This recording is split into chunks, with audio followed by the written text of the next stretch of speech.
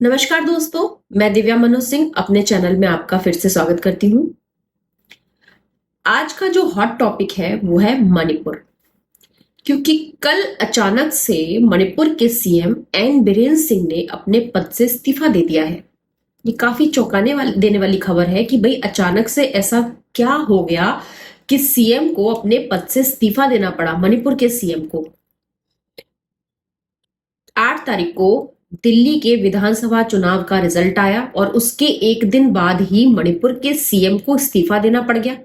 ऐसा क्या हो गया? ऐसा क्या हो गया कि मणिपुर में सोमवार को विधानसभा सत्र शुरू होने वाला था और उससे एक दिन पहले ही मणिपुर के सीएम ने अपने पद से इस्तीफा दे दिया। क्या हुआ ऐसा अचानक से? तो ये काफी खलबली मचा देने वाली बात है कि ऐसा क्या हुआ कि मणिपुर के सीएम को इस्तीफा देना पड़ा। ऐसा क्या है मणिपुर में जिसकी वजह से बीजेपी हमेशा विपक्ष के निशाने पर रहती है? जब भी विपक्ष के खेमे में कोई घटना हो जाती है, उसको कवर करने के लिए विपक्ष हमेशा मणिपुर का सहारा लेता है। हमेशा विपक्ष ये कहता है कि जो नरेंद्र मोदी हैं वो मणिपुर क्यों नहीं जाते, अभी तक मणिपुर क्यों नहीं गए, ऐसा क्या है मणिपुर के अंदर? तो आज हम ये जानेंगे कि मणिपुर के अंदर ऐसा क्या है जिसकी वजह से मणिपुर के सीएम ने इस्तीफा दे दिया। आज तक नरेंद्र मोदी मणिपुर क्यों नहीं गए? ऐसा 2 साल से वहां पर क्या घटना हो रही है जिसकी वजह से पूरे राज्य की स्थिति खराब हो गई है, जिससे जो बीजेपी है वो हमेशा निशाने पर रहती है विपक्ष के पर। ऐसा क्या है मणिपुर के अंदर? मणिपुर के अंदर 2 समुदाय हैं, एक मैतेई समुदाय और दूसरा कुकी समुदाय। 2 साल पहले बहुसंख्यक मैतेई समुदाय और अल्पसंख्यक कुकी समुदाय के बीच हुई हिंसा ने राज्य की पूरी स्थिति को ही बदल के रख दिया। मतलब इसमें सैकड़ों लोगों की जान चली गई, लाखों लोगों को अपना घर छोड़कर जाना पड़ा। इस हिंसा के लिए देश भर में तरह तरह की बातें हुई। लोगों ने राज्य के शासन और प्रशासन व्यवस्था को हिंसा पर काबू न पाने के लिए भी जिम्मेदार ठहराया। आज की स्थिति अब ये आ गई कि वहां के सीएम को एन बीरेन सिंह को इस्तीफा देना पड़ा। एन बीरेन सिंह ने कल रविवार को अमित शाह, गृह मंत्री अमित शाह से मुलाकात के बाद इस्तीफा दे दिया। असल में कल रविवार को एन बीरेन सिंह अमित शाह और जेपी नड्डा से मिले। करीब 1.5 घंटे की मीटिंग हुई। ये मीटिंग जो है दिल्ली में अमित शाह के घर पर ही हुई। मीटिंग के बाद एन बीरेन सिंह वापस इम्फाल गए और इम्फाल जाते ही उन्होंने राज्यपाल को अपना इस्तीफा थमा दिया। तो ये काफी चौंका देने वाला है कि भाई कैसा क्या हुआ कि इस्तीफा देना पड़ा।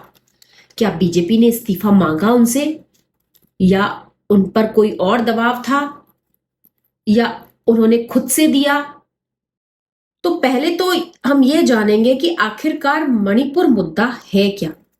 आखिर क्या है मणिपुर में ऐसा जिसकी वजह से 2 साल से लगातार मणिपुर में हिंसा हो रही है, जिसकी वजह से मुख्यमंत्री को इस्तीफा देना पड़ गया? क्या है ऐसा, ये जानना बहुत ज्यादा जरूरी है।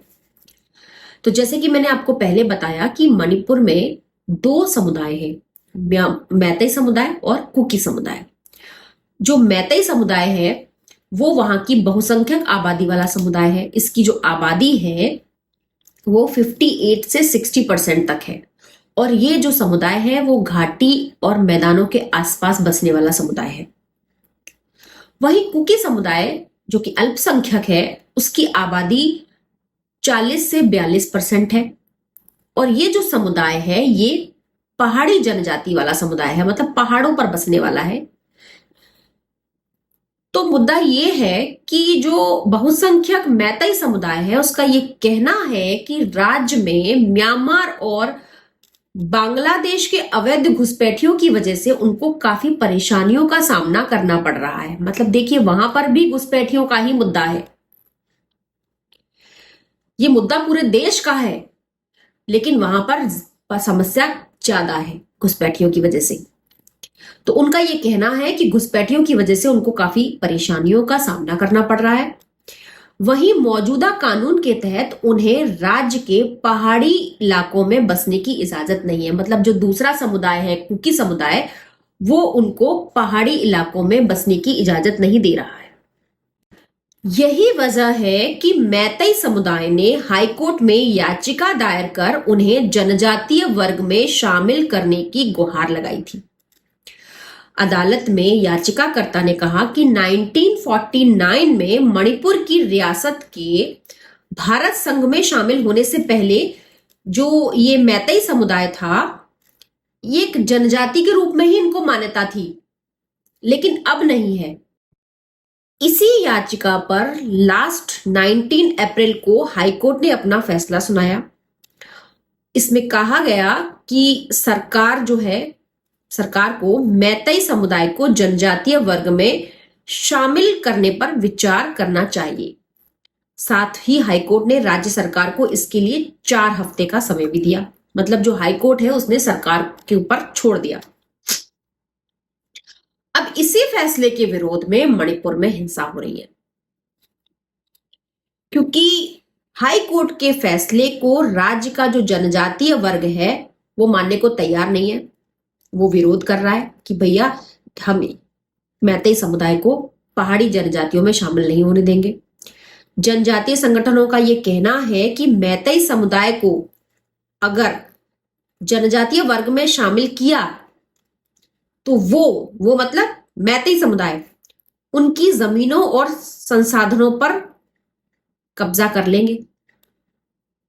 और साथ ही एक और बड़ी बात उन्होंने कही, क्योंकि जो मैतेई समुदाय है वो वहां का बहुसंख्यक आबादी वाला समुदाय है, तो इसलिए उन्होंने ये भी कहा कि जो जनसंख्या और राजनीतिक दोनों में ही इस समुदाय का दबदबा है। तो ये जो समुदाय है मैतेई समुदाय, अगर इनको पहाड़ों पर रहने की परमिशन दी जाती है, पहाड़ी जनजातियों में शामिल किया जाता है, तो ये अल्पसंख्यक समुदाय को दबा देंगे। इनका दबदबा वैसे ही बहुत ज्यादा है और तो फिर ये पहाड़ी समुदायों के लिए बड़ी दिक्कत हो जाएगी इससे। तो पहाड़ी समुदाय का ये कहना है, इसकी वजह से जो है वहां पर पूरे में जो है हिंसा हो रही है। हिंसा का सबसे बड़ा कारण जो है वो यही है, 2 समुदायों के बीच। और इसमें जो दिक्कत है वो है घुसपैठियों की वजह से जो है वो पूरी दिक्कत है। ना घुसपैठिए होंगे, ना मैतेई समुदाय को कोई दिक्कत होगी, ना ही वो पहाड़ों पर रहने के लिए परमिशन मांगेंगे और ना ही पहाड़ी जनजातियों को कोई दिक्कत होगी। तो मणिपुर में हो रही लगातार हिंसा के चलते ही एन बीरेन सिंह को इस्तीफा देना पड़ा और साथ में कांग्रेस लगातार उनके इस्तीफे की मांग कर रही थी। मणिपुर में एनडीए की सहयोगी एनपीपी ने भी अपना समर्थन वापस ले लिया था। तो पार्टी के अंदर और बाहर दोनों तरफ से ही उनके ऊपर काफी दबाव था। कांग्रेस ने उनके खिलाफ अविश्वास पत्र जारी कर दिया था, जो कि आज सोमवार को विधानसभा सत्र में जारी होना था। इसलिए इससे पहले ही उन्होंने अपना इस्तीफा दे दिया। साथ ही उन पर यह आरोप भी लगाया गया कि वो अपने नेताओं और विधायकों की सुरक्षा नहीं कर पाए।